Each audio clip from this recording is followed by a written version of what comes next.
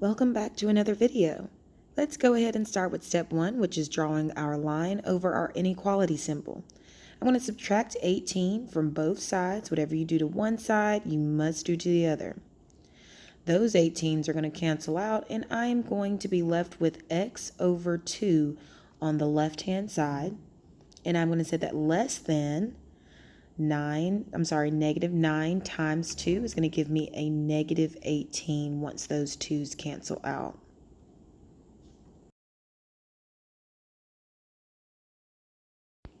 Number 6, we're going to start with that line down the inequality symbol again. I'm going to switch my pen and circle my variable. Subtract 43 means we need to add 43 to both sides.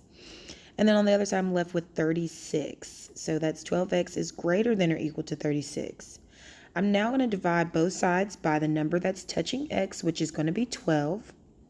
And then I'm going to be left with x is greater than or equal to 3.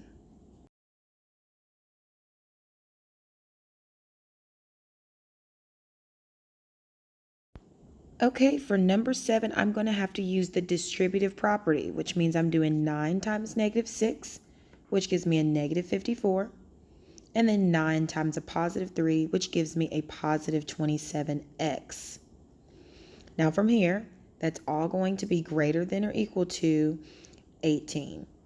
I'm going to draw my line, circle my variable, add 54 to both sides as I would do a normal equation now that we've simplified it. I'm going to be left with those 54s canceling out, dropping down my 27x, and then having 72 on the other side. 27's touching that x, so I'm going to divide both sides by 27.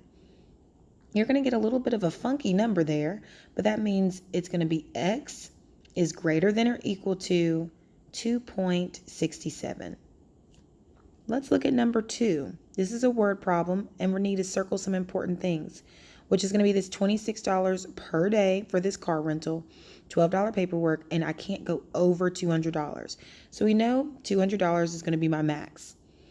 We know that this $12 fee is going to be with the paperwork, so plus $12. And then we know that it's $26 per day. We don't know how many days, so it's X. But what does that mean? That means all that cannot be any bigger than 200. So I'm going to solve just like a normal equation, subtracting 12 from both sides, which is going to leave me with 188 on the right-hand side after I drop down my 26x. Divide by 26 because that's the number that's touching the x, which leaves me with a decimal, which is going to be x is less than or equal to 7.23, which we need to figure out what that means by looking back at the problem.